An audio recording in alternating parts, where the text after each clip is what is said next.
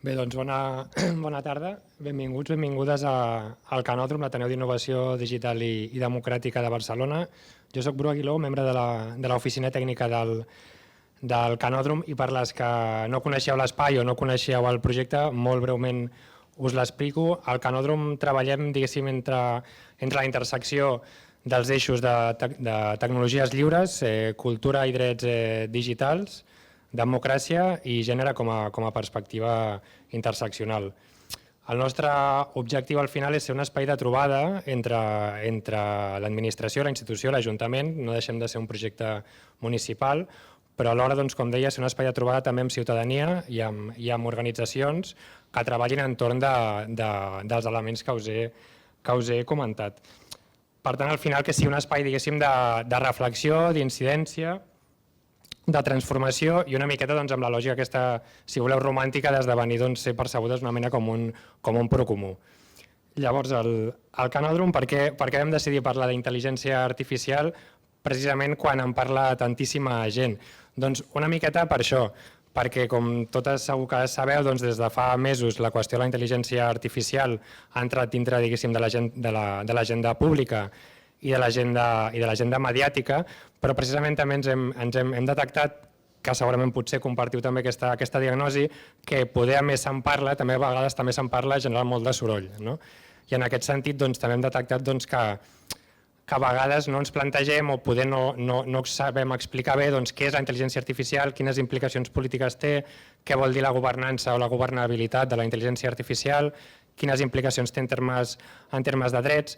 Totes aquestes qüestions sorgeixen gràcies també al Centre de Recursos de Drets Humans de l'Ajuntament de Barcelona, que organitza i impulsa una trobada, diguéssim, un espai de treball a porta tancada a mitjans de desembre, i va ser llavors quan ens vam trobar entre diferents actors que treballàvem aquestes qüestions i vam veure, diguéssim, l'oportunitat i alhora també la necessitat d'organitzar-nos i de, diguéssim, intentar tenir aquest discurs i intentar construir també incidència i alhora intentar democratitzar el coneixement entorn d'aquesta tecnologia que sovint també a vegades passa, que es queda o només, diguéssim, sotmès o només radica en espais acadèmics.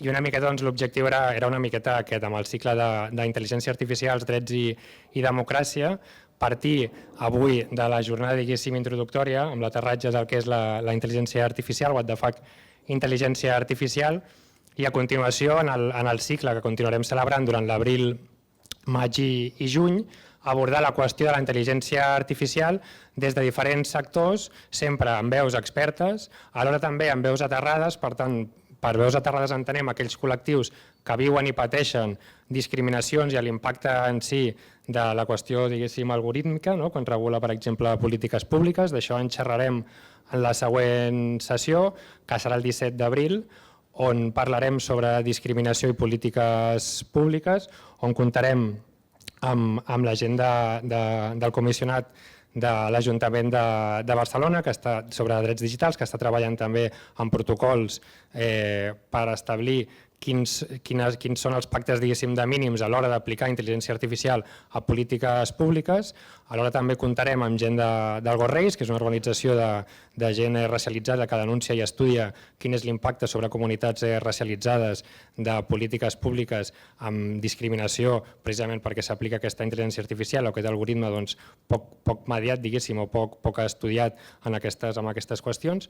I alhora també amb la gent de l'Institut de Drets Humans de Catalunya, Carlos Castilla, que és qui dirigeix, diguéssim, l'equip d'investigació de l'Institut. Després d'aquesta segona sessió, la tercera sessió la dedicarem a intel·ligència artificial, periodisme i comunicació, que si no m'equivoco hi ha diversa gent aquí també interessada en aquestes qüestions.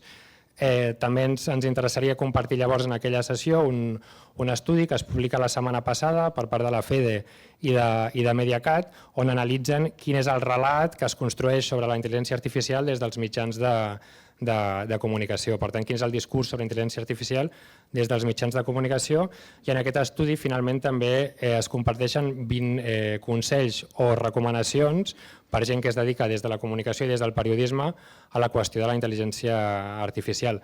I per últim, per tancar el cicle, parlarem sobre intel·ligència artificial, plataformes de treball i mercat. Llavors, una miqueta l'estructura, l'impacte en si del cicle d'intel·ligència artificial, drets i democràcia és aquest.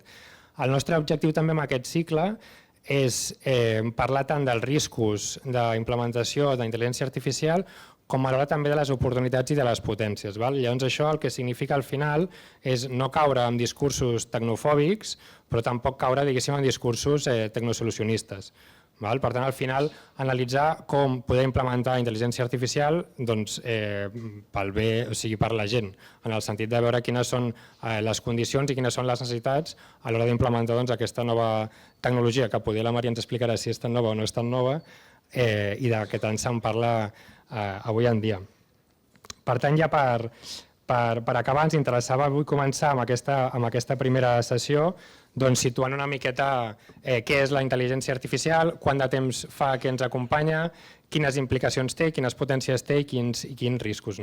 I avui contem realment amb una taula de luxe realment amb Maria Vendrell, que és catedràtica a la Universitat Autònoma de Barcelona, on coordina el màster interuniversitari de visió per computadora, que es fa entre 5 universitats catalanes.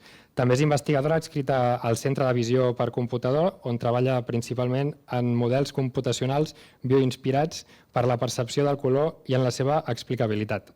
I com a docent es centra en cursos d'introducció a la intel·ligència artificial en 2 graus diferents. Esperem que el teu coneixement com a docent i expert ens ajudi també a entrar en qüestió. Posteriorment, el Carlos Castillo és professor i crea a la Universitat Pompeu Fabra de Barcelona, on dirigeix el grup de ciència web i computació social. Actualment treballa en equitat algorítmica i informació de crisi. La Maria i el Carlos faran les seves ponències durant 30 minuts aproximadament i després tindrem espai per debatre i per fer les preguntes que considerem pertinents. Ja per acabar també explicar-vos que estem també treballant amb la idea en si que aquesta jornada, que aquest cicle no sigui, diguéssim, finit, en el sentit que no s'acabi quan acabem de fer l'última jornada que us comentava al juny, sinó buscar també espais de treball, intercanvi, per tant, diguéssim, de forma asíncrona, i com poder-ho fer a través de la nostra instància que tenim aquí al Canòdrom, de Decidim, i estem intentant treballar per poder, diguéssim, compartir i proposar un espai digital, també per fer trobades presencials, per veure com seguir treballant amb aquestes qüestions amb aquella gent que li interessi i consideri, diguéssim, oportuns participar-hi. I sense més, et passo la paraula, Maria, perquè ens ajudis a entendre tot plegat. Espera, que t'activa el...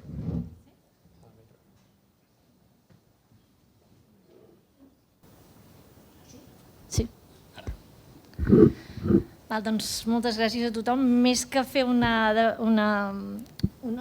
introducció a què és la intel·ligència artificial, ens vàrem centrar, el Brum va comentar que fes aquesta xerrada, que és sobre algoritmes esbiaixats, que és una visió un poc negativa per començar a definir què és la intel·ligència artificial. Perdó. No, parlem només. Sí? Amb 2 ja. Tot serà massa, no?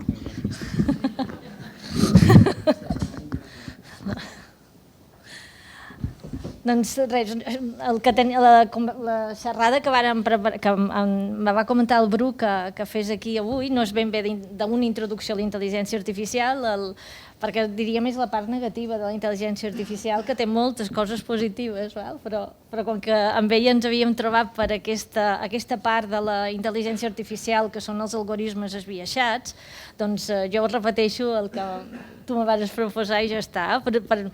La intel·ligència artificial és una disciplina molt maca que porta des dels anys 50, després de la Segona Guerra Mundial va començar i ha fet moltes coses ben fetes i tot això. Avui, com que el vostre enfoc és una mica diferent, em centraré només en el concepte d'algoritme esbiaixat i partirem de la definició bàsica de què és un algoritme. No sé si les que sou aquí ja ho sabeu, però ho definirem molt bàsicament.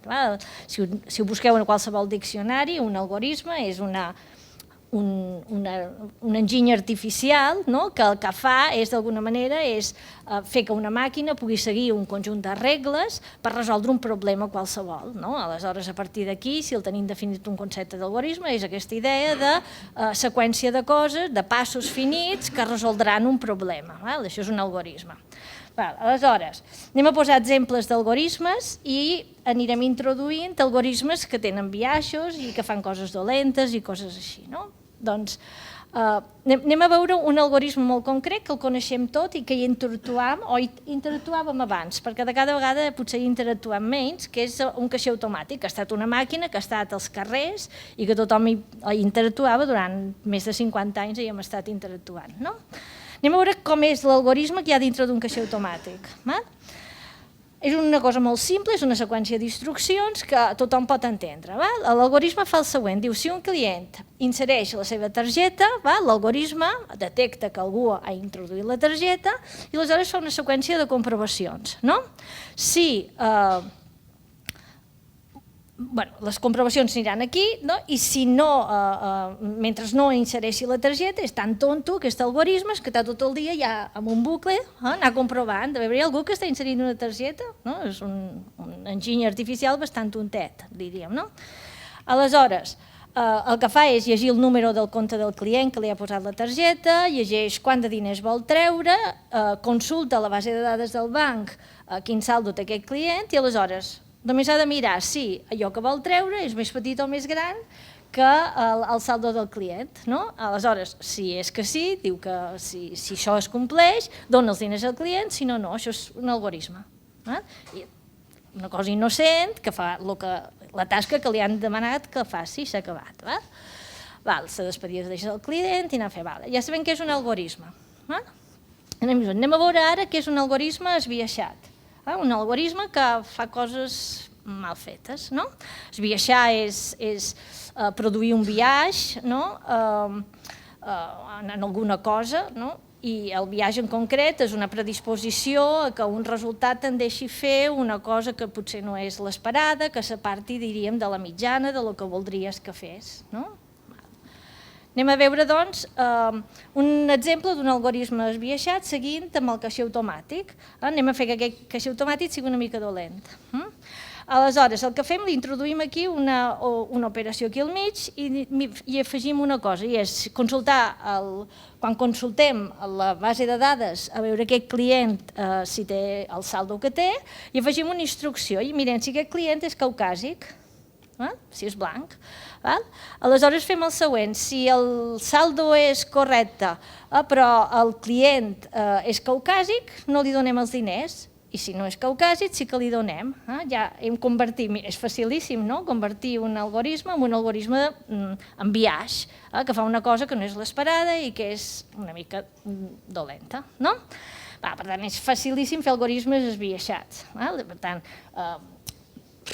si estem preocupats ara per tenir algoritmes esbiaixats, anem amb una mica de retard, perquè fa 50 anys que interactuem amb algoritmes a tot arreu, en concret en caixers automàtics, i en general ens basem en relacions de confiança i tampoc hem de patir tant.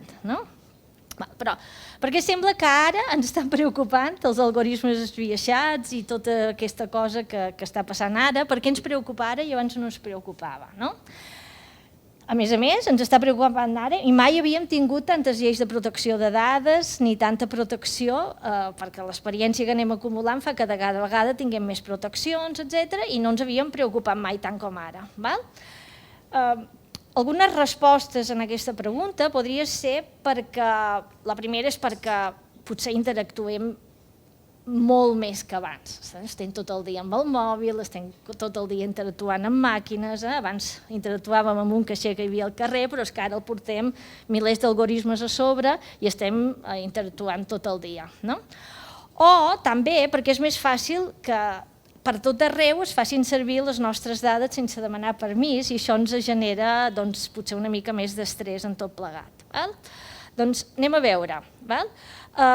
Aquest algoritme que havíem fet abans, que discrimina pel color de la pell, hi ha una instrucció que ha fet aquí, que és consultar a la base de dades del banc si són caucàsics o no. Llavors, potser una llei de protecció de dades impediria que aquesta dada estigués guardada. No? Llavors, aquí avançaríem. Però per què no ens fiem? No ens fiem perquè, clar, què passa? Què passa si la dada no està a la base de dades, però el caixer té una càmera de fer fotos? No? Llavors nosaltres estem davant el caixer té una càmera de fer fotos i aquesta càmera pot incorporar un sistema de visió i aquest sistema de visió artificial pot adquirir la nostra imatge i allà mateix, sense que les dades estiguin guardades en el sistema, pot veure si són blancs, negres o del color que siguem. No? Aleshores, què fa un sistema de visió? Un sistema de visió artificial el que fa és agafa, per exemple, la nostra cara, aquesta imatge la representa en una seqüència en 3 canals, perquè els humans veiem en 3 canals, en RGB, cada puntet el representa amb un numeret, amb uns números, un RGB, que són uns números, i amb aquests números representa el color de la pell. Què fan aquests algoritmes de visió o què feien abans? Doncs segmenten el que se suposa, el que té molta probabilitat de ser pell, perquè la coneixem, el que és la pell i sabem les seves propietats, fem la mitjana de tots els punts sospitosos de que siguin pell i aleshores a partir d'aquí podem decidir si és caucàsic o no. Aleshores, en funció d'això ja tenim una dada, no l'havíem donada en el banc, en aquesta dada, però ja l'ha captada, anem pel carrer i ens agafen amb una càmera i ja han entrat a casa en el nostre espai. Per tant, i és important això perquè no cal entrar a un caixer perquè la nostra imatge sigui adquirida i processada per tot arreu, perquè només anant pel carrer ens tenen agafats. És a dir, què fan els sistemes de visió, per exemple? Parlo de sistemes de visió perquè és en el que jo treballo i és la meva especialitat, però hi ha sistemes de tot tipus.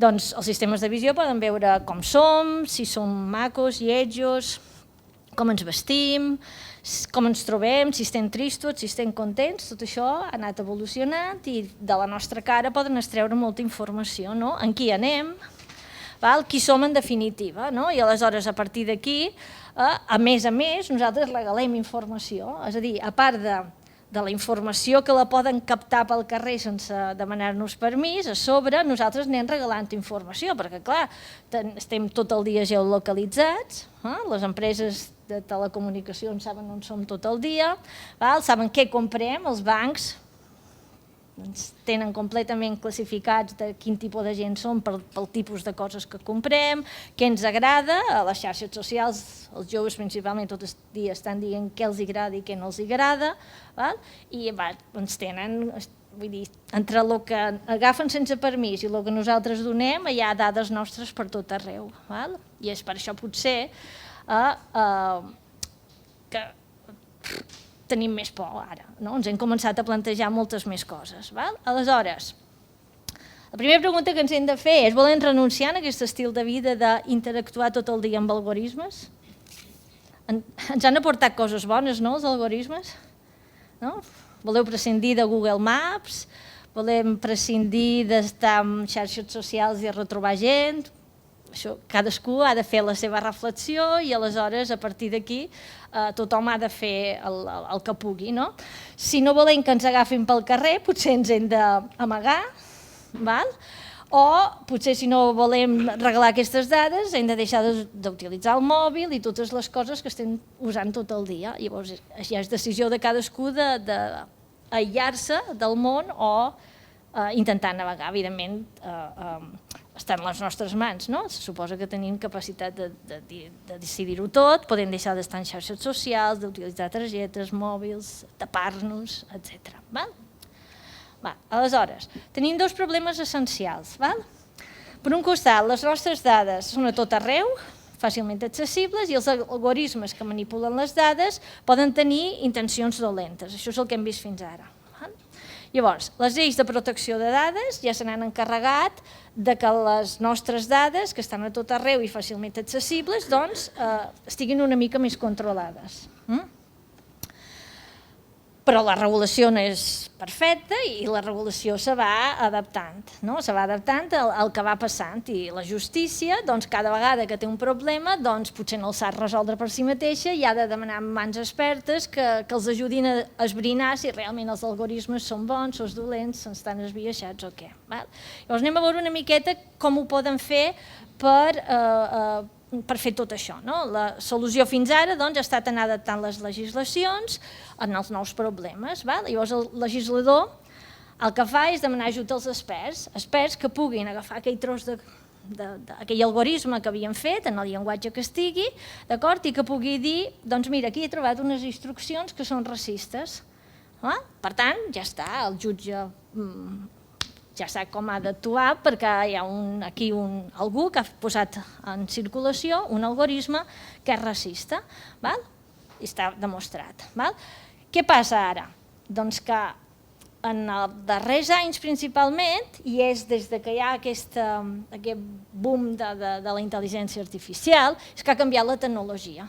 Ha canviat la manera en què fem els algoritmes i sobretot des de l'any 2012 se va disparar tot i varen començar a treballar molt seriosament amb uns algoritmes molt particulars, que són les xarxes neuronals profundes. Això passa l'any 2012, com a mínim en el camp de la visió, en el camp del llenguatge, i a partir d'aquí s'ha anat traslladant a tot arreu. Què passa? Que en vez de continuar fent algoritmes com els havíem fet fins ara, d'escriure instruccions i totes aquestes coses, comencem a treballar amb unes eines que s'entrenen a base de dades que estan basades en xarxes neuronals profundes. I el que passa en aquestes xarxes neuronals profundes és que és molt difícil a dintre identificar instruccions racistes. Tenim uns sistemes que li donem un input, una entrada, ens donen una sortida i quan mirem a dintre no veiem aquestes instruccions. Anem a veure com estan fetes aquestes xarxes neuronals profundes que són la base d'aquesta intel·ligència artificial ara que s'ha posat tant de moda, que són aquestes xarxes neuronals. Anem a veure.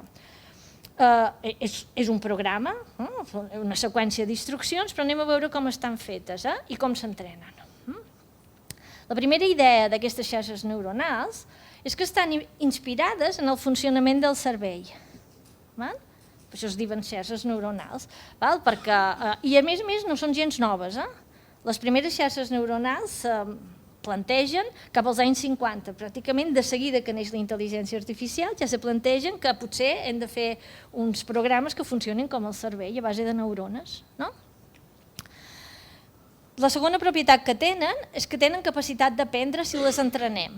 Aquest mecanisme basat en neurones serà més fàcil d'entrenar que potser altres. I la tercera és que no tindran instruccions racistes, però podran aprendre de les dades biaixos que facin que el seu comportament no sigui bo, potser. I aquest és el problema que tenim ara. Anem a veure, perquè ho acabeu d'entendre, com és una xarxa neuronal per dintre. S'inspiren en la intel·ligència humana, per tant, tot això ve de la idea d'intentar fer intel·ligència artificial basant-se en la manera en què ho feien els humans. Si el cervell està format per neurones, doncs ja des del principi de la intel·ligència van dir anem a fer intel·ligència artificial basada en neurones. Anem a construir una neurona, que és una cèl·lula que té unes dendrites per on hi entren informació que ve o senyals que venen d'altres neurones. Tenim un soma que té la seva pròpia funció, cada cèl·lula tindrà la seva, i un axó que se comunica, aquestes senyals electrofisiològiques que han entrat i en funció de com la neurona ha actuat, se pot transmetre o no un senyal cap a la següent. Això és el que fan les cèl·lules en el cervell. Quan aquestes se connecten entre elles, poden anar formant capes i van formant tota aquesta xarxa de neurones que tenim en el cervell, que són neurones i més neurones, unes connectades amb les altres per tot arreu. Això és el cervell humà. Tenim capes de neurones, etc. Llavors ja en els anys 50 va dir anem a fer a partir d'una neurona real, anem a fer una neurona artificial. Com se va fer una neurona artificial? La idea fonamental va ser representar les entrades amb variables matemàtiques, diríem x sub 1, x sub n, són uns contenidors que poden tenir uns valors que poden representar el fet que hi hagi un senyal o no. Aquestes se poden multiplicar per uns pesos, i aquests pesos, la sortida de la multiplicació se pot sumar i li podem aplicar una funció d'activació i una sortida. Això seria una cosa que simularia el que fa una neurona. L'algoritme d'una neurona és, doncs, un conjunt de multiplicacions de números, una suma, una funció que pot esbiaixar una mica tot allò que ho pot fer no lineal, diríem, i una sortida. Llavors, en funció de les entrades, tenim unes sortides, això és tot, i això és el que fan les neurones del cervell, d'alguna manera, si les modelitzem d'aquesta manera. Doncs bé, aquesta idea de neurona artificial s'ha pogut posar de la mateixa manera que les neurones reals, naturals. Aleshores, una xarxa neuronal artificial, què és? És un munt de neurones connectades totes entre elles, que les entrades d'una i les sortides de l'altra se van connectant, que tenim uns pesos que poden ser diferents a cada neurona i van formant com una xarxa. I se diuen profundes perquè tenen moltes capes. Quan les primeres neurones artificials que vàrem tenir en visió, que reconeixien objectes fa 10 anys, tenien potser 10-12 capes. Ara tenim xarxes neuronals que tenen 200 i 300 capes i moltes més. Vull dir, la cosa ha anat augmentant. Llavors, una neurona d'aquestes artificials és com una neurona d'aquelles. Per tant, ja tenim el mecanisme. Hem convertit el nostre algoritme, que ara quan l'obrim veiem neurones. Sumes, productes i connexions. Anem a veure com aquestes neurones poden aprendre. Aleshores, la segona idea, aquests pesos que hem posat aquí, que són uns numerets que multiplicaran a l'entrada, aquests pesos seran els responsables que la neurona aprengui alguna cosa.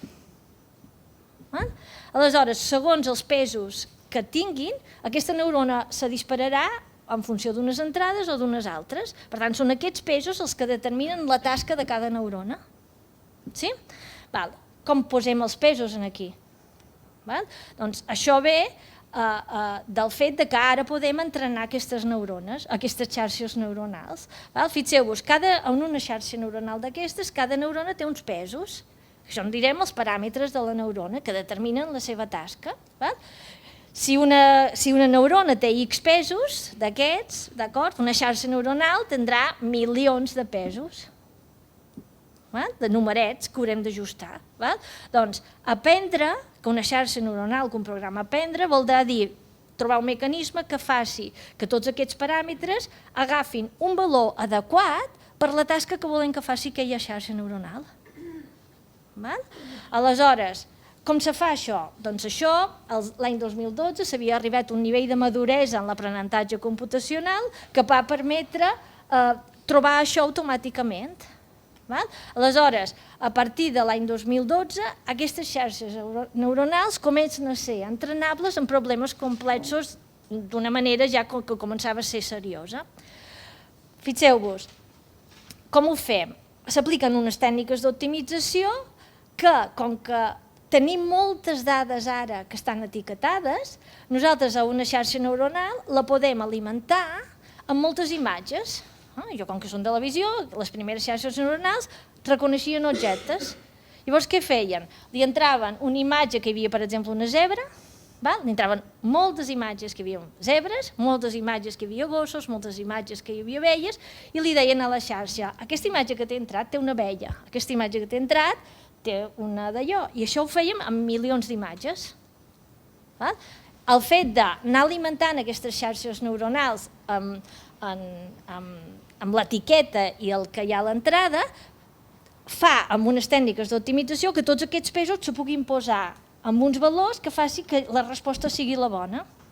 I això passa l'any 2012, perquè l'any 2012 també s'ha arribat a un hardware especialitzat molt important, que són les targetes gràfiques que gràcies als nois, gràcies a la tecnologia dels videojocs, Aquestes xarxes, aquestes targetes gràfiques van arribar a un nivell que la mateixa xarxa, la mateixa targeta que visualitza tots aquells gràfics del videojoc tan ràpid, serveix per entrenar aquestes xarxes neuronals. Llavors, l'any 2012 se donen totes aquestes coses. L'aprenentatge computacional té tècniques d'optimització. Tenim unes targetes gràfiques especialitzades que van bé per això. De tal manera que hem obligat a tots els pesos a agafar el valor que toca. Per què? Perquè si jo a l'entrada li poso aquest ocell, s'activi la neurona de la sortida que detecta aquest tipus d'ocell. Per tant, a la sortida tenim, per exemple, en aquesta xarxa, teníem 1.000 classes d'objectes. 1.000. Per tant, a la sortida hi havia 1.000 neurones. Si a l'entrada li posava una imatge que tenia un ocell, s'havia de disparar amb un valor més gran que els altres la neurona de l'ocell, i així per totes. Si teníem 1.000 classes, a la sortida teníem 1.000 neurones. I s'activava aquella que tenia a l'entrada un animal, que era jo, o un animal, o una cosa, que era la que volíem. I això ho havíem pogut entrenar, tots els pesos havien agafat el seu valor perquè això passés. Per tant, a partir de l'any 2012, tant en visió com en llenguatge se comencen a tenir, en llenguatge natural, se comencen a tenir xarxes d'aquestes que se poden entrenar en dades i que només després de l'entrenament ja tenim una cosa que funciona. Al tanto, tenim un munt de pesos que fan la seva tasca. D'alguna manera han creat com el cervell, que és una caixa que l'obrim, està plena de neurones, que funciona i no sabem com. Doncs aquesta nova tecnologia que va començar en aquests anys està simulant el problema que ja teníem amb el cervell. I és que han fet uns programes que no tenen unes instruccions clares, que tenen unes neurones que han agafat uns pesos i que han après una tasca que la fan bé, i la fan molt bé. La fan molt bé. El problema és que quan obrim només veiem números i neurones separades, no veiem instruccions ni racistes ni coses d'aquestes, que era el que fèiem abans. Aleshores, fixeu-vos, si agafem el sistema de visió que hem vist abans,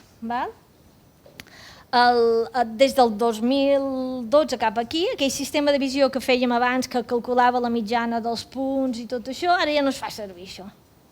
Perquè és massa feina, és més mal d'entrenar. Ara què faríem? El sistema de visió actual seria, posaríem una xarxa neuronal, li entraríem una imatge, li posaríem una sortida que ens digués si aquesta persona és caucàsica, mongoliana, si l'hem alimentada bé i l'hem entrenada bé, amb moltes cares de molta de gent que sabem com és, doncs aquesta xarxa neuronal funciona molt bé i molt ràpid. I ara comencem a tenir xarxes neuronals que ens fan tasques directes molt ràpidament per tot arreu. El que ha estat més important, diríem, aquests darrers mesos ha estat el xat GPT aquest, que fa això, però en text. I que ens genera, com que és capaç de predir la probabilitat de quina serà la següent paraula que vindrà en funció de l'objectiu que jo tingui, ja hem arribat a uns límits espectaculars, perquè això el que us poso aquí és el més simple. És el primer que va passar, que era el reconeixement d'objectes fa 12 anys. Ara ja estem en coses... Quan comences a encadenar moltes coses juntes, la cosa s'ha complicat. Aleshores, fixeu-vos, hem construït unes màquines semblants en el cervell, en neurones, les hem entrenades, i ara ja tenim tot això que funciona, i aquestes, però no sabem què fan, és a dir, les obrim, només veiem neurones i a dintre no hi podem identificar comportaments racistes, i això és una miqueta la situació, el drama que tenim ara, que s'ha obert una nova àrea de recerca en intel·ligència artificial i en visió, que és l'explicabilitat. Què fan? Perquè també, fixeu, imagineu, la conducció automàtica és una entrada d'una imatge de lo que veus a davant del cotxe, el que tens allà davant, i la sortida és 3 o 4 sensors, 3 o 4 sortides, que te diuen si has de pitjar el freno, si has de donar la volta, si has de pitjar l'accelerador. Per tant, tenim un sistema neuronal d'aquests que han encadenat un munt de neurones que s'ha entrenat a base de moltes hores de fer circular cotxes, bé de veritat o bé simulant, en gràfics, etc. I ja tenim la conducció automàtica. Què ens garanteix que aquest munt de neurones sempre faran el que han de fer? No ho sabem. Igual que les persones. Perquè, vull dir, les persones tampoc no és que siguin animal, una cosa perfecta, no? També fem... No? Aleshores, estem en aquest moment ara. Val? Tenim una cosa molt potent, val? El caixer automàtic canviaria, val? El jutge que abans quan aniries a buscar les instruccions racistes, obriries allò, veuries tots aquests paràmetres i no podries dir-ho.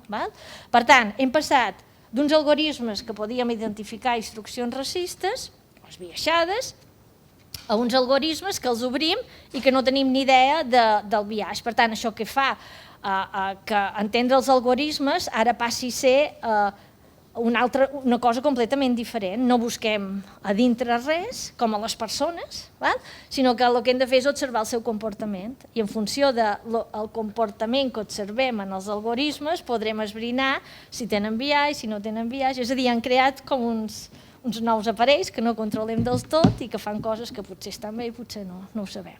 Han creat un problema inherent en la solució que estàvem buscant. D'acord? Fixeu-vos, al mig de tot això, aquí he afegit a la conversa tot això, ja acabo, un article que va sortir fa uns anys, el 2016, ja quan tot això començava, que és un article de ProPublica, que van fer una investigació sobre un programa que estima la probabilitat de reincidència d'una persona. Aquest programa el feien servir als Estats Units, en els jutjats i tot arreu. És a dir, podien basar les decisions judicials en les probabilitats d'un algoritme que te digués de les persones a partir de les dades dels lladres, etc., de la gent que estaven dels presos. Aleshores, l'estudi que va fer aquesta revista va ser que va veure que les probabilitats que donaven de risc d'una persona tenien un biaix bastant gran que dirien castigava la gent de color. Castigava la gent de color. Aquests van fer un estudi, ho van demostrar, etc. Aquest programa que varen demostrar en aquesta revista que tenia un biaix cap a les persones de color, era un programa que es feia servir moltíssim i el que planteja ja aquesta revista l'any 2016 és que aquest tipus de programes de cada vegada s'estan fent servir més arreu. I aquest tipus de programa, l'empresa, és igual, no entrarem als detalls, però aquesta empresa no va arribar a donar mai els detalls d'aquest programa, tot i que varen demostrar l'error que tenia. Llavors, l'únic que varen dir és que aquest programa era un programa que se basava en una sèrie de factors coneguts, però multiplicats per uns números que havien decidit uns experts, multiplicacions, sumes, no sé què, per tant, havien convertit la probabilitat del risc en una fórmula matemàtica. Per tant, fixeu-vos, estem enmig del caixer automàtic que té la instrucció completament identificable, la xarxa neuronal que no tenim ni idea què fan els pesos, però hi ha tot un rang d'algoritmes allà al mig que podrien ser una cosa intermitja, fórmules matemàtiques que pesant diferents coses i multiplicant-les per un valor, que potser tocant una mica aquest valor, tot això pot canviar, podem tenir una idea. Per tant, no fa falta anar a entrenar una xarxa neuronal, d'acord? Potser no tenim la cosa primera, però tenim tot un rang diferent de possibles algoritmes que, si els volem controlar, doncs hem de fer servir altres tècniques, i això és el que s'encarrega el Carlos. És a dir, haurem d'establir protocols que testegin de manera exhaustiva aquests algoritmes, que potser posar l'obligatorietat que mostrin les dades en què s'han entrenat els algoritmes per detectar biaixos, fer codis ètics sobre com s'apliquen, fins a quin punt se poden aplicar aquests algoritmes, etc. Vull dir, ja no només és protecció de dades, ja no només és anar a buscar instruccions racistes, sinó que tot plegat s'ha complicat una mica més. I em sembla que per part meva això és tot. Jo aquí ja no, ara això ja són els experts els que han de dir què fem amb tot això. Nosaltres només ho fem. Moltes gràcies, ja està. Molt bé, Maria.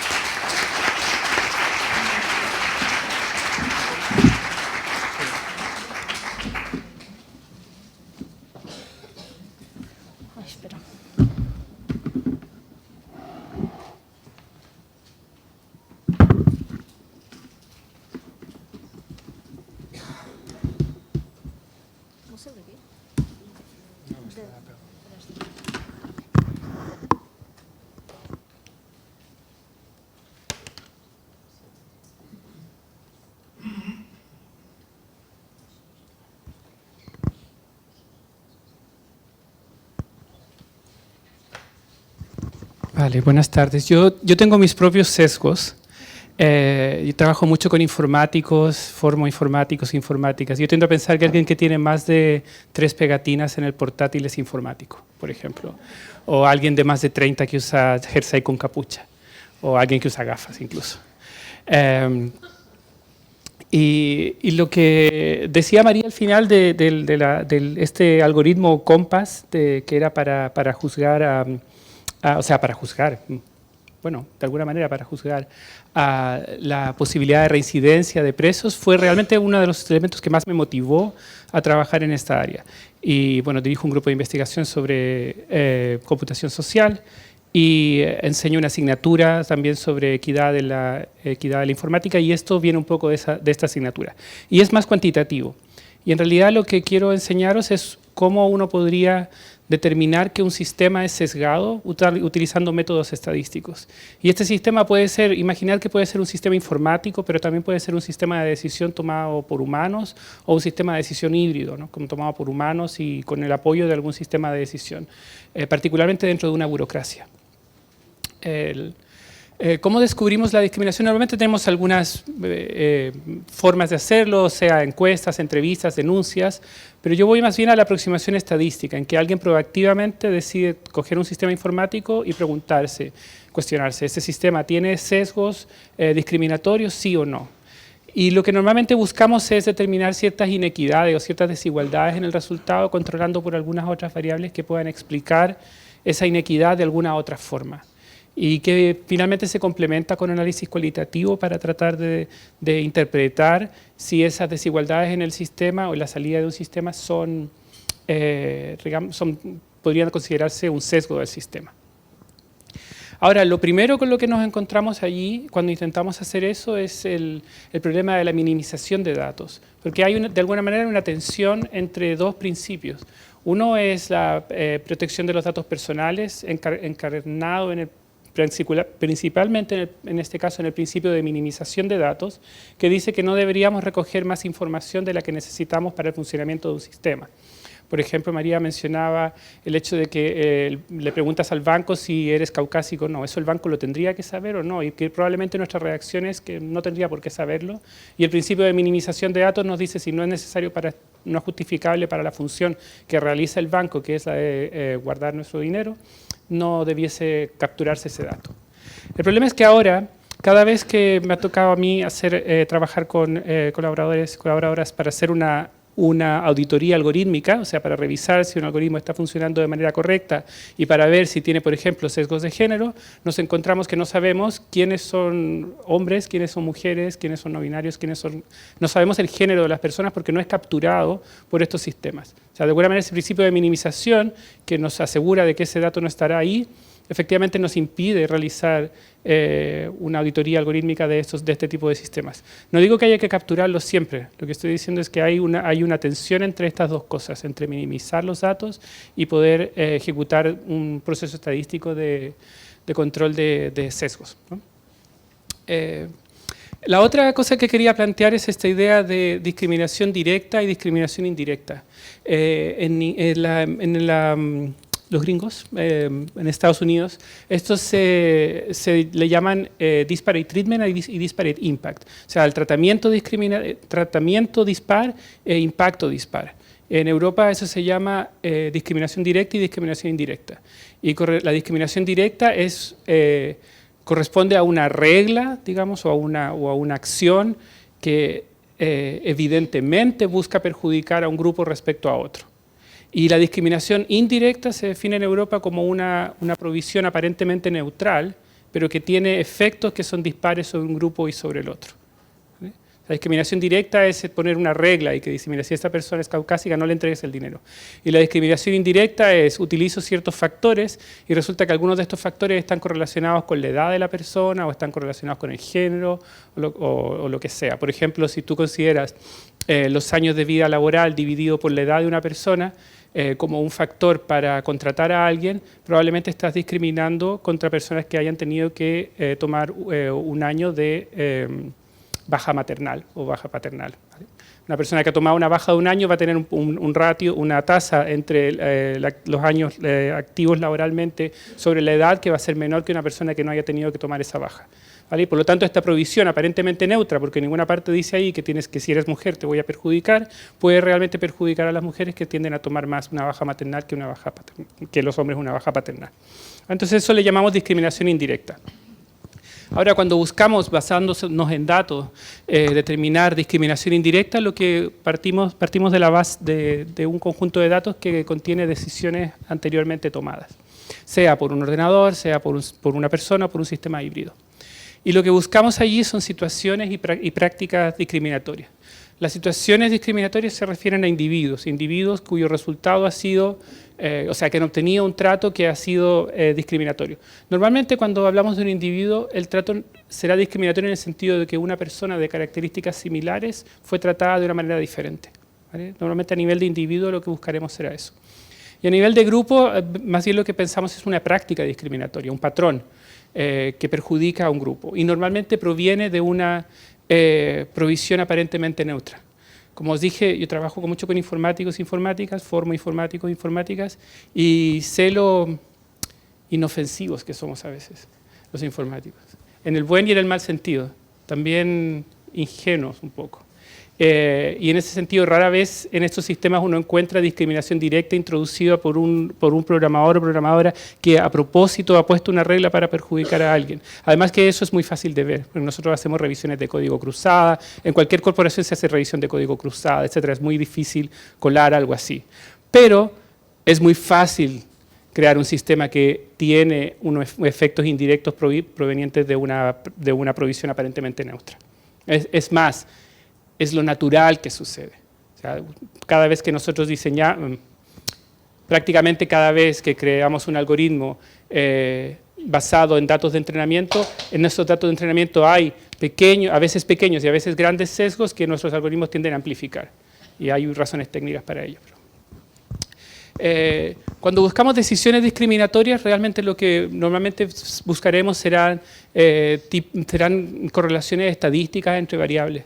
Por ejemplo, podríamos encontrarnos con una tabla que diga si a un grupo de personas se les ha concedido o se les ha negado un crédito o una hipoteca, pensando en la situación que queráis, un crédito, una hipoteca. Y tenemos, por ejemplo, acá hombres, mujeres que han postulado una hipoteca y podríamos tener 20 variables, en este caso solo hemos cogido género y situación laboral, ¿vale? Gente que trabaja, gente que está en el paro y si se le ha otorgado el crédito o no. Y la aproximación estadística a esto es simplemente buscar si hay alguna correlación entre género y obtener el crédito o no, y segundo, si esta correlación es explicable por algún otro factor, en este caso, por ejemplo, por la situación de empleo de la persona. Y eso será lo que normalmente haremos y lo que se hace, si os interesa esto, son probabilidades condicionales.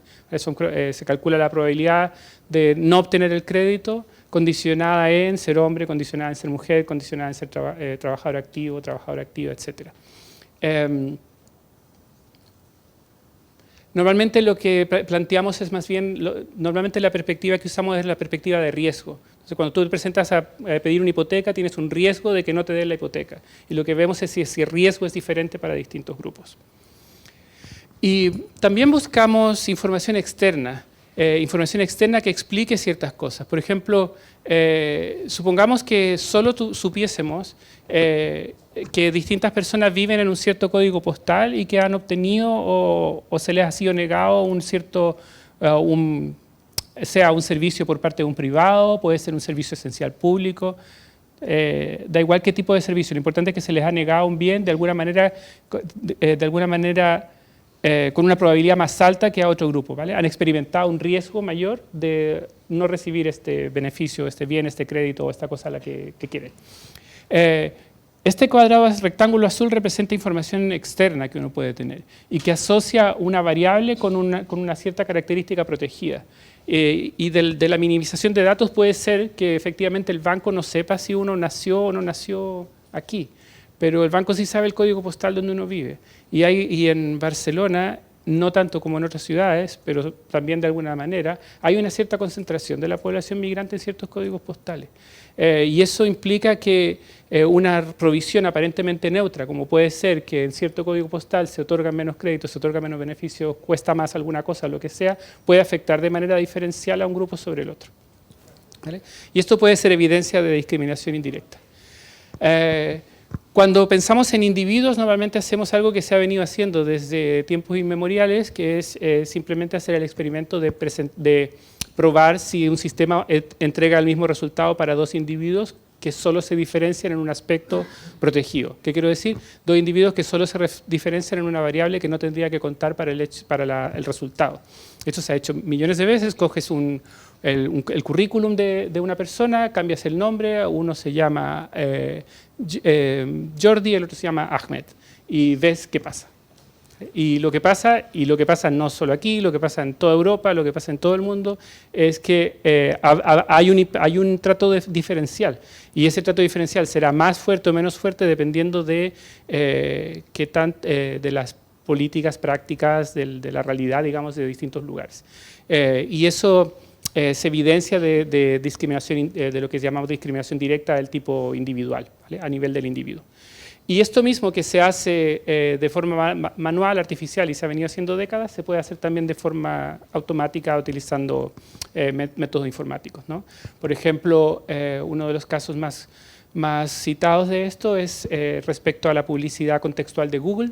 Como sabéis, cuando buscáis algo en Google, como todos sabemos, cuando buscáis algo en Google, Google os enseñará publicidad relacionada con la búsqueda actual y búsquedas anteriores. Ahora, Google utiliza varios factores y algunos de esos factores están relacionados con el género de una persona. Y de manera muy sutil. O sea, hay ciertos sitios a los que tú... dada el historial de sitios que visitas, es con más y más probabilidad, conforme más tiempo usas una herramienta, más fácil es saber si eres hombre, si eres mujer, si eres no binario, si eres joven, si eres viejo, lo que sea. Todo eso se puede saber de las visitas que haces. No con certeza, pero con bastante precisión, porque todo está correlacionado con todo. Vale. Y el punto al que iba es, en Google, por ejemplo, desde el 2017 se hizo un experimento, una investigadora, que lo que ella hizo fue instrumentar, quiere decir intervenir un navegador web para que realizara una navegación artificial en una secuencia de sitios ya preestablecidos. Y la única diferencia que tenían estos navegadores web es que en uno registró una cuenta indicándole a Google que era hombre, porque Google, cuando registras una cuenta, puedes decirle opcionalmente si eres hombre o mujer, o puedes no declarar nada. Entonces lo que hizo fue crear dos cuentas, una de un supuesto hombre, una de supuesta mujer, y luego hacer que estos navegadores de manera automática y utilizando la misma cantidad de tiempo en cada visita y los mismos clics, navegaran Internet de una cierta manera. Y luego lo que puso es en cada uno de estos navegadores una consulta, empleo. ¿Vale? Busco un empleo en esta ciudad, busco un trabajo en esta ciudad. Y el resultado es que los anuncios de empleos que pagaban más eran enseñados menos a mujeres. ¿Y por qué voy a esto? Porque esta es una manera automática de testear que hay una cierta discriminación. Ahora, hay muchas razones por las cuales eso sucedía y quizás por las cuales sigue sucediendo. Lo que quiero decir es que eso es un experimento que se puede hacer externamente, digamos. Uno no necesita entrar, abrir Google y ver qué es lo que está pasando. Uno desde fuera puede mirar que hay un impacto diferencial, en este caso sobre hombres y mujeres. En este caso era que los anuncios de empleos que pagan mejor eran enseñados menos a mujeres. Vale. Luego, voy a saltar esta parte porque es un poco compleja, pero ¿cuánto tiempo me queda? 12 minutos. Ah, genial. Vale. Vale, quiero hablaros ahora un poco de un uso de los algoritmos que es cada vez más presente y que es cada vez más presente por varias razones, no todas ellas malas, digamos, que es el uso de algoritmos en evaluación de riesgo. Ahora, con evaluación de riesgo, yo quiero decir, hay montones de situaciones similares. Por ejemplo, los algoritmos más típicos de evaluación de riesgo en la literatura, por ejemplo, evaluación de riesgo de sepsis. O sea, coges un paciente que ha tenido una cirugía y hay una serie de antecedentes que permiten predecir con una cierta probabilidad si esa persona va a tener una sepsis, que puede resultar fatal durante el postoperatorio, una infección generalizada, que puede resultar fatal en el postoperatorio.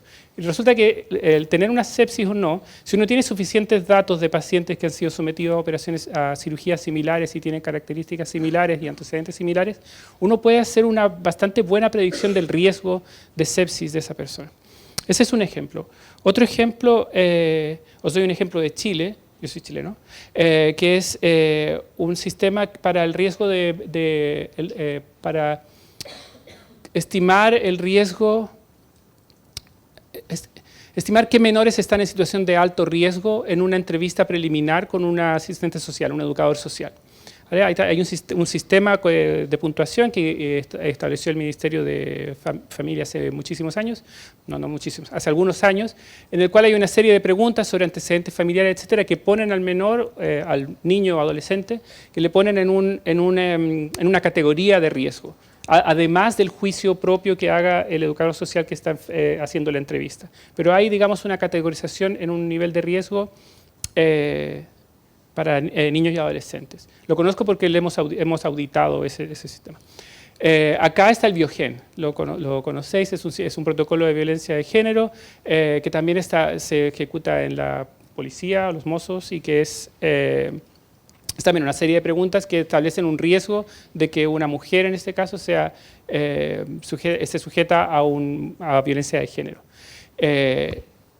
Y así, el RISCAMBI, por ejemplo, es un protocolo que se utiliza aquí en el Departamento de Justicia, en rehabilitación, que es para determinar el riesgo de que una persona cometa un nuevo delito, y así. Y ahora os he dado 4 ejemplos, si viniesen un año más, habrían 40, ¿vale? Porque eso es algo que habrá más y más. Y también el riesgo de los bancos ejecutan protocolos de evaluación de riesgo para saber si una persona tiene un riesgo alto de no pagar un crédito. Y las administraciones públicas, no sé si aquí, pero en muchos lugares, particularmente en distintos estados de Estados Unidos, que tienden cada vez que quieren reducir las prestaciones públicas, lo que hacen es introducir un sistema de evaluación de riesgo de fraude, ¿vale? Y esta evaluación de riesgo de fraude es como, ¿cuál es la probabilidad de que esta persona que está solicitando esta prestación lo esté haciendo de manera fraudulenta? Y dependiendo de si la administración pública quiere gastar más o menos, le indica a la gente que desarrolla este sistema que sea más agresivo o menos agresivo en la determinación de si la persona está cometiendo un fraude. La cuestión es que la evaluación de riesgo durante nuestra vida se está convirtiendo en varios sectores de lo que se llamaba una evaluación clínica del riesgo a una evaluación actuarial del riesgo. La evaluación clínica del riesgo es en general, no solamente un médico o médica, sino que es en general cuando una persona utiliza su experiencia profesional para determinar el riesgo de algo.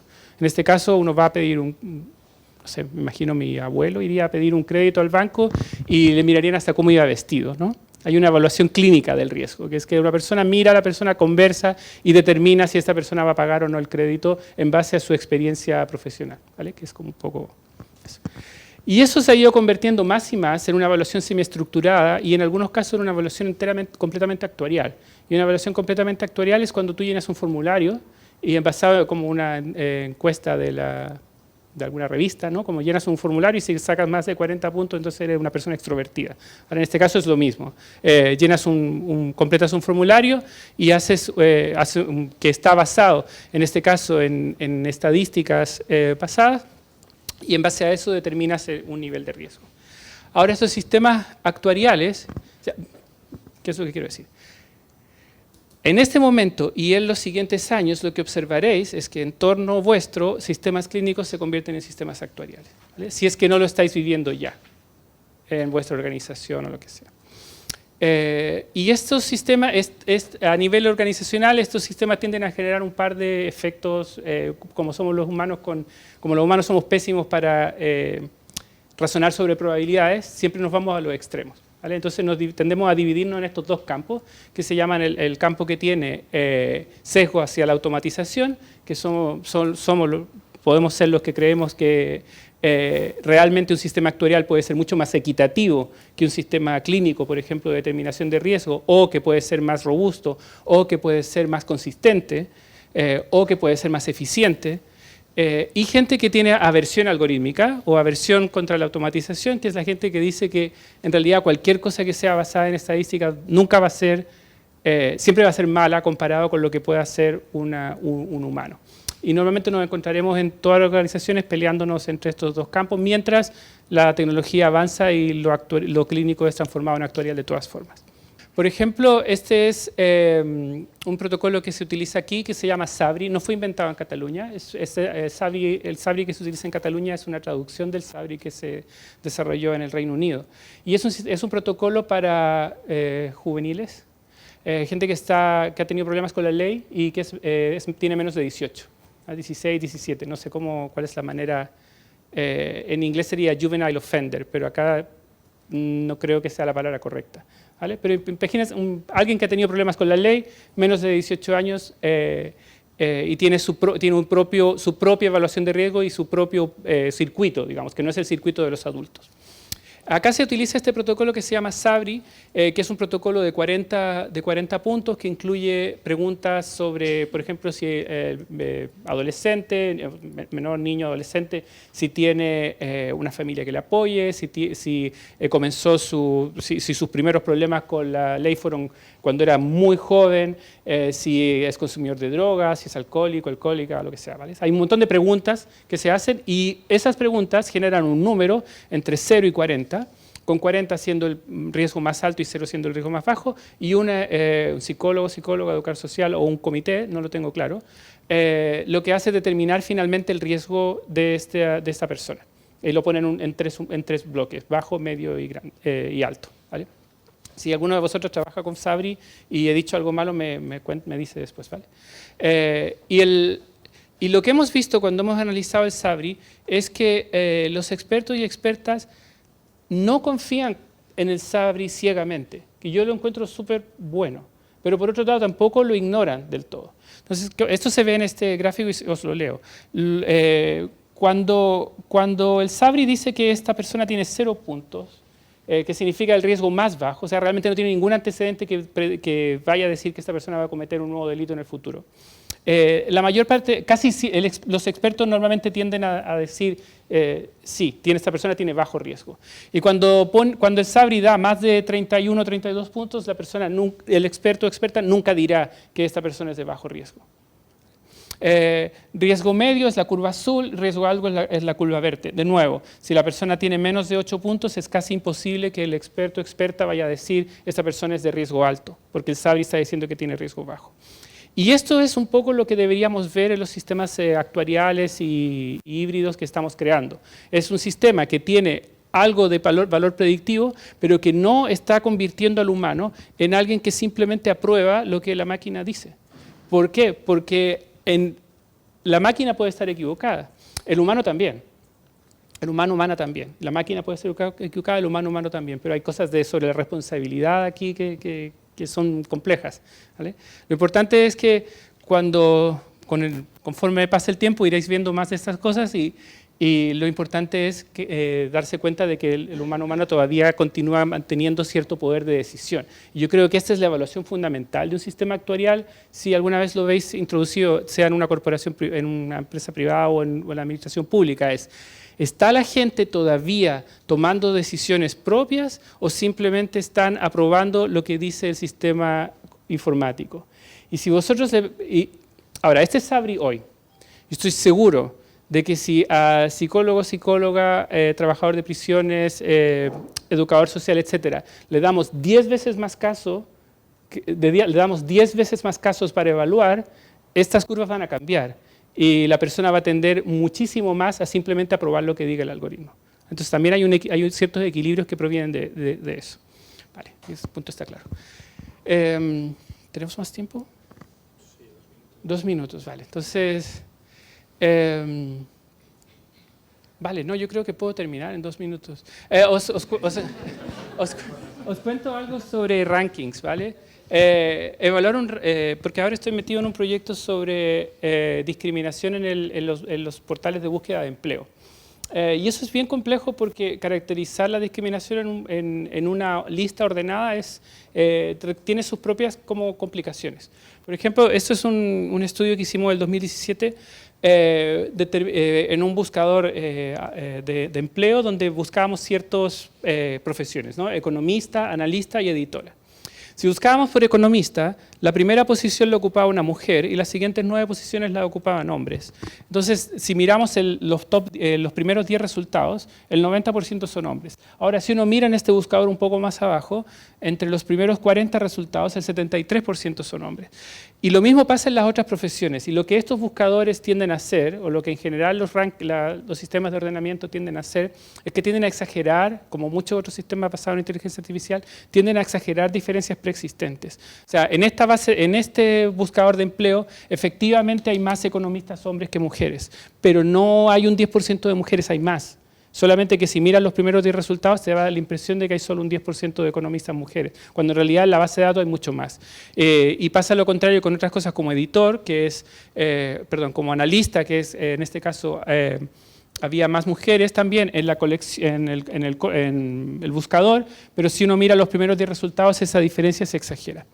Otra cosa complicada es que uno puede decir, mira, ¿cómo puede ser que si hay un 30% de mujeres economistas, tú estés enseñando solo una en los primeros 10 lugares? Y la persona que hace el buscador puede decir, ojo, solo hay una, pero está en la primera posición. Y la primera posición efectivamente tiene bastante más visibilidad que las otras posiciones.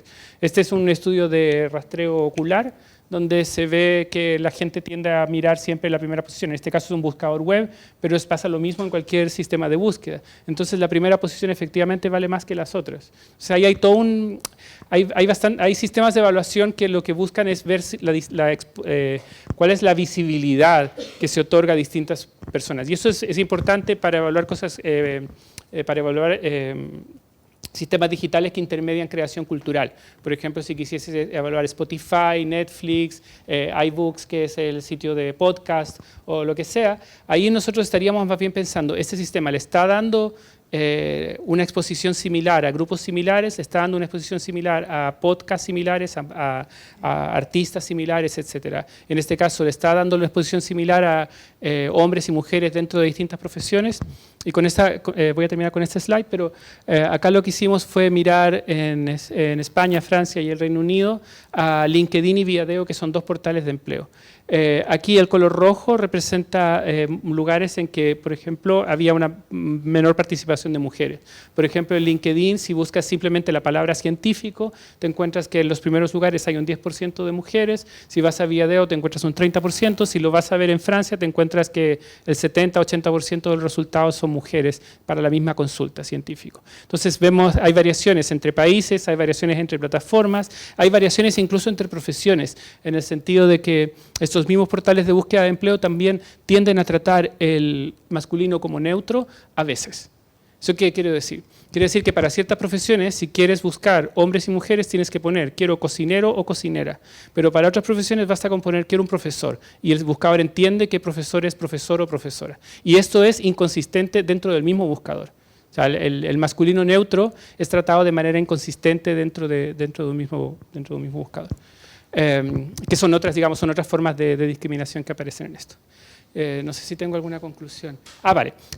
Finalmente, para tratar de utilizar estas herramientas estadísticas para determinar discriminación, y esto es algo que podéis pensar que quizás podáis hacer de manera externa o internamente dentro de una organización, se necesitan saber, bueno, qué datos se utilizan, se agrupan las personas en grupos, se observan las predicciones de los sistemas, se observan los resultados, se observa la alineación entre predicciones y resultados para ver si las personas siguen tomando decisiones o son las máquinas solamente, etcétera. Vale, yo voy a parar ahí y si hay preguntas. Gracias.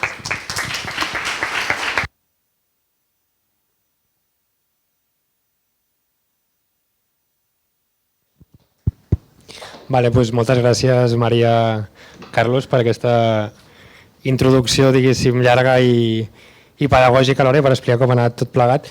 No sé si hi ha preguntes del públic, tindríem ara una estoneta, 20 minutets més o menys per fer preguntes. Ara és el típic moment que segur que en teniu diversa gent, però poder ningú s'anima. Fantàstic. Espera, que fem micro, que així ens entra per àudio.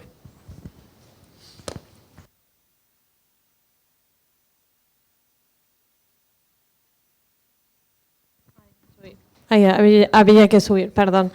Yo solo es en relación de la última pantalla que habías puesto, cuando decías en LinkedIn para la búsqueda del trabajo y hablabas de discriminación, de la casualidad que soy francesa. Entonces, cuando se busca científica, en francés es un scientifique, un scientifique. No creo que sea un problema de discriminación, sino de lenguaje, básicamente. Lo mismo que profesor, incluye masculino y femenino. Es solo para decir eso, no entiendo por qué es discriminación aquí. Vale, hay dos cosas. Una es, en este caso, el uso del masculino como neutro es algo que las plataformas dicen que funcionan así. O sea, en francés, en este caso, el nombre de la profesión no tiene género, pero en castellano sí. Pero en castellano LinkedIn en ningún momento dice, tienes que buscar profesor o profesora. Dice, busca profesor y ya nosotros buscaremos los dos. Y eso es cierto a veces. Es cierto para algunas palabras, pero para otras palabras LinkedIn interpreta el masculino en castellano, lo interpreta solo para significar que tú buscas un hombre. En otras palabras, entiende que hace lo que promete, que es que no necesitas poner profesor o profesora. Eso es esa inconsistencia. A eso me refiero. Sí, perfecte.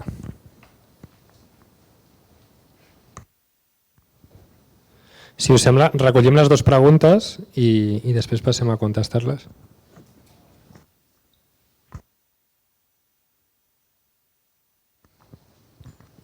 Bueno, en primer lugar quería decir muy interesante la charla. Y nada, mi pregunta iba un poco sobre la línea de, ¿creéis que es, digamos, responsable ponerle tanta atención al tema de la discriminación en el ámbito de la inteligencia artificial? Bueno, independientemente de que penséis que sea necesario o no, cuando la inteligencia artificial tiene problemas mucho mayores que noto que en la sociedad en general nos están hablando, como por ejemplo la destrucción de empleo o la singularidad de la inteligencia artificial que puede, como dijo Stephen Hawking, ser el principal problema de la raza humana en el futuro. Xan. I agafem l'altra pregunta.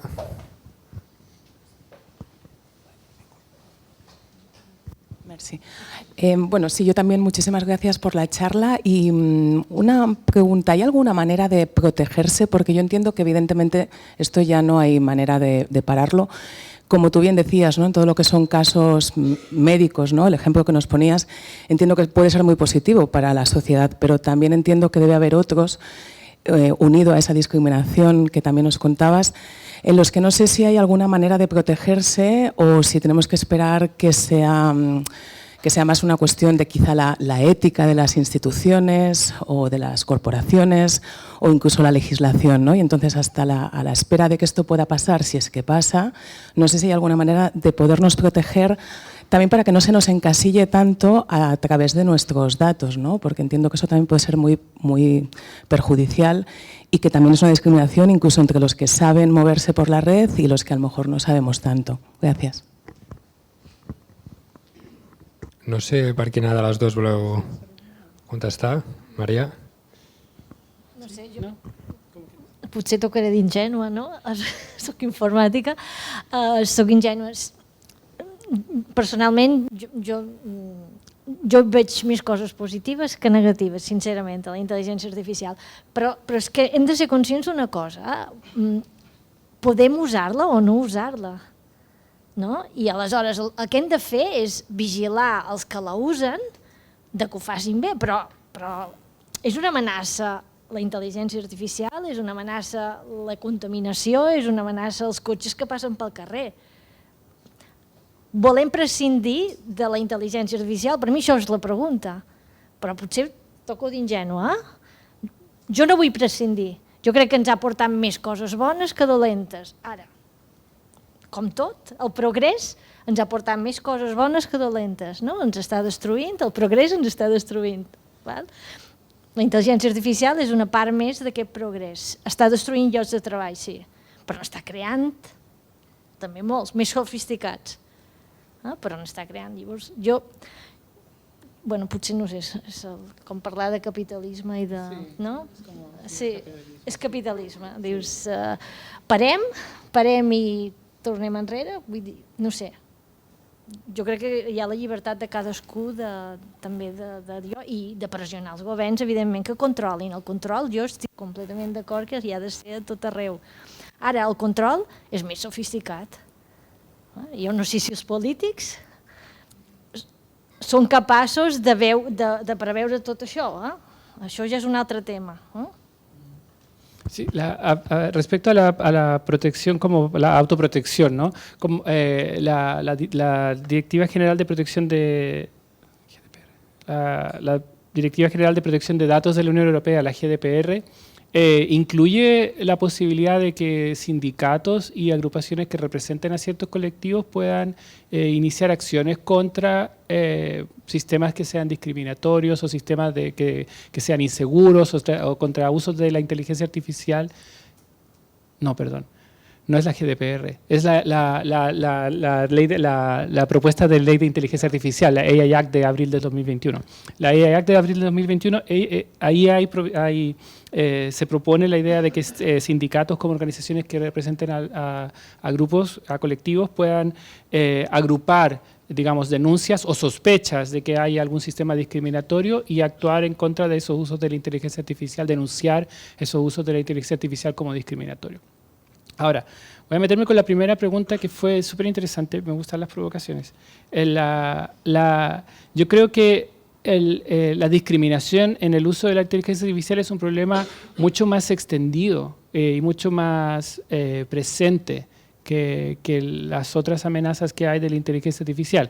Ahora, puede ser que mañana un dron me tire una bomba encima y me tenga que comer mis palabras, pero porque claro, los usos de la inteligencia artificial tanto como para armamento, los usos de la inteligencia artificial como para toma de decisiones que puedan como realmente tener otro tipo de consecuencias más graves, sí, pueden suceder, pero yo creo que esto está sucediendo ahora y es como tan prevalente y es tan como ignorado de alguna manera, ¿no? Porque es un pequeño efecto. A ver, por ejemplo, gente racista siempre ha existido y jueces racistas hay. ¿Vale? Hay jueces que adjudican, jueces racistas, jueces machistas, que adjudican casos de una manera sesgada consistentemente. Pero esos jueces pueden adjudicar un cierto número de casos al día. Hay un límite al daño que pueden hacer. Un sistema informático puede hacerlo a una escala mucho mayor y quizás no sea tan evidente y quizás no sea tan obvio, pero la escala puede ser enorme. Entonces eso es lo que a mí me preocupa, por eso me interesa a mí el tema.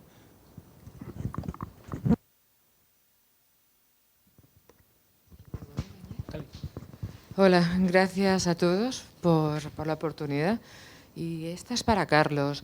Cuando se detecta por las herramientas que utilizáis una discriminación clara, por ejemplo, en el caso a lo mejor, por poner un ejemplo de LinkedIn, a la hora de sesgar o favorecer que las mujeres puedan acceder a según qué puestos laborales, en este caso, cuando queda evidente, ¿hay una voluntad por parte de la empresa de modificar sus criterios o es necesario la presencia de los representantes de colectivos damnificados como sindicatos o demás?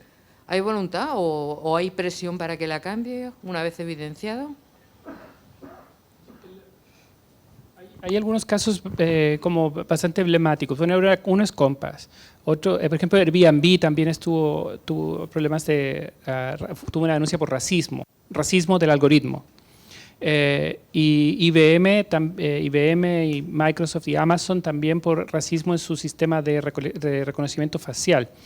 Y ellos efectivamente introdujeron rápidamente los cambios solicitados, digamos. O sea, se hizo una evaluación, era un sistema de visión por computador, se hizo una evaluación, se determinó que ese sistema tenía una precisión muy baja por ejemplo, en el caso de mujeres, en el caso de personas racializadas, personas de piel oscura específicamente, y Y estos sistemas realmente sacaron una siguiente versión y dijeron esta versión está libre de riesgos, está libre de estos sesgos. Y efectivamente la nueva versión era mejor que la anterior, pero todavía tenía sesgos.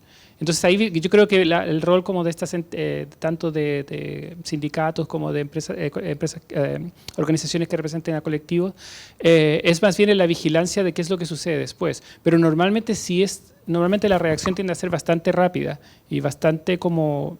Normalmente no saben que tienen esos riesgos, ¿no? Normalmente no lo saben. Por ejemplo, HP hace algunos años sacó una webcam que te sigue la cara. Pero si tienes la piel muy oscura, la webcam no te sigue. Ahora, HP no diseñó ese sistema sabiendo que tenía este defecto. Para HP esto es un defecto y este defecto debe ser corregido. Entonces, normalmente hay voluntad de corregir. Ahora, y normalmente son rápidas. Lo que pasa es, primero, encontrar que hay el problema y segundo, como hacer un poco de seguimiento y ver hasta qué tan profundo fue el cambio realizado. Es eso, yo creo. Quería preguntaros si que en la forma de presentación de estos temas y en la forma en que se explican y que se titulan, si no se está exagerando diríamos, el nivel de importancia con las explicaciones, ¿no? Ahora recuerdo cuando se ha hablado hoy de los sistemas profundos neuronales en sistemas mecanizados, pienso, si los sistemas neuronales en biología apenas sabemos cómo funcionan los neurotransmisores, ¿cómo nos podemos abogar que estamos haciendo lo mismo que una neurona y un neurotransmisor, una dopamina, una serotonina? Esto a mí no me cuadra. Incluso también voy más allá, con los sistemas de inteligencia artificial que estamos viendo, se están exponiendo de esta manera, cuando son maneras mecanizadas de tomar decisiones, probabilísticas, ¿no? Entonces encuentro un decalaje entre lo que hay y la manera que se está exponiendo, que a veces me parece fuera de tono o exagerada. No sé qué os parece.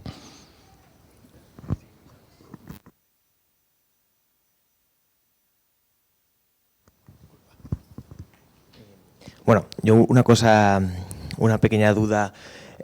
Cuando has hablado de esa nueva disciplina, como de explicar, ¿no?, cómo funcionan estas redes neuronales, yo solo era como, o en tu experiencia, o ¿qué gente se dedica a esto? ¿Son matemáticos? ¿Son grupos híbridos, interdisciplinares?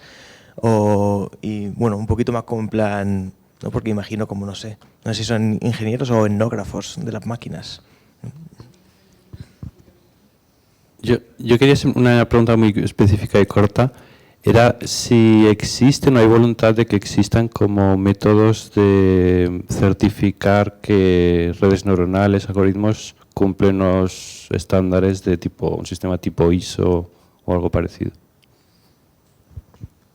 Esta primera pregunta yo creo que es súper interesante de cuánto se ha inflado las expectativas respecto a ciertas cosas.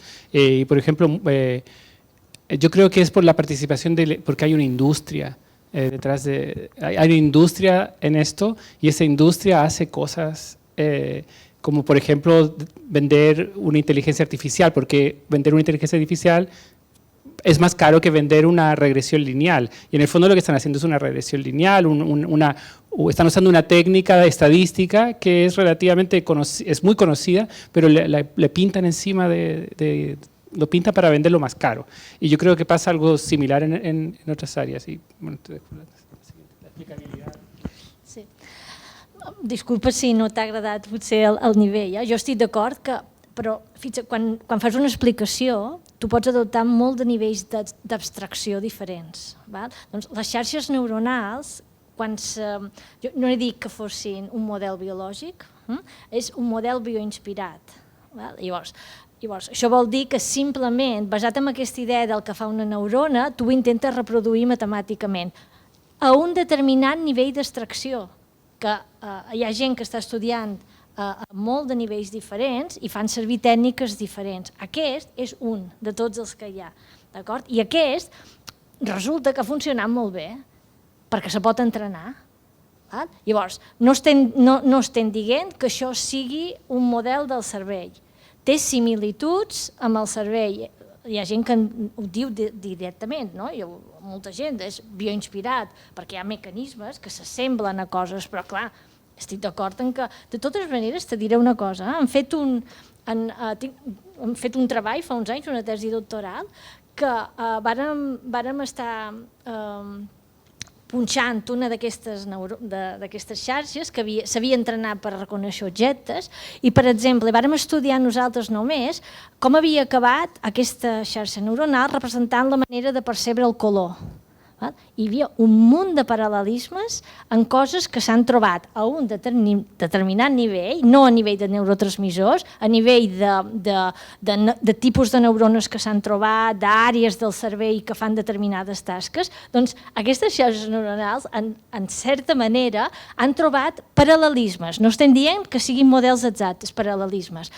Una primera capa on hi ha els blancs i els colors separats, una segona capa on el samplatge del color s'assembla molt a una capa del cervell que es diu B2. Bé, és a dir, ens va sorprendre, sincerament, i ha tingut un cert impacte perquè per mi això només està dient una cosa, està dient que tant el cervell com aquestes xarxes neuronals optimitzen una tasca. I des del punt de vista de representació d'informació, la manera més òptima és la mateixa, tant pel cervell com aquesta, i té molt de sentit. Són sistemes que intenten ser òptims. I les imatges naturals són el que hi ha, i són les mateixes que li entres en el sistema artificial que el que li entra a la persona. Jo penso que científicament és interessant. No estem dient que a nivell de neurotransmissors no podem establir tot això, perquè el nivell d'extracció és massa gran. D'acord? Llavors, disculpa, perquè jo... Està bé. I després, el de l'explicabilitat, no recordo exactament la teva, quin era? El dels estàndards ISO encara no s'ha arribat en això. I l'explicabilitat és una àrea nova que l'estan portant sobretot en l'àmbit de que jo reviso els mateixos informàtics, la mateixa comunitat, els matemàtics, físics, tots els que estan entrenant les xarxes neuronals estan plantejant mètodes per intentar entendre. Per exemple, hi ha gent que és el que estic fent jo amb un dels meus estudiants, estem punxant a nivell neuronal, és a dir, cada neurona què fa, intentar veure com podem representar cada neurona que fa, perquè és, bueno, hi ha moltes funcions aniuades allà perquè és una composició de funcions i és complicat. Hi ha una altra manera de veure-ho que és, per exemple, fer xarxes paral·leles que tu sàpigues que fan i entrenar-les per lo mateix. És a dir, hi ha moltíssima de gent fent coses diferents i sobretot a nivell estadístic.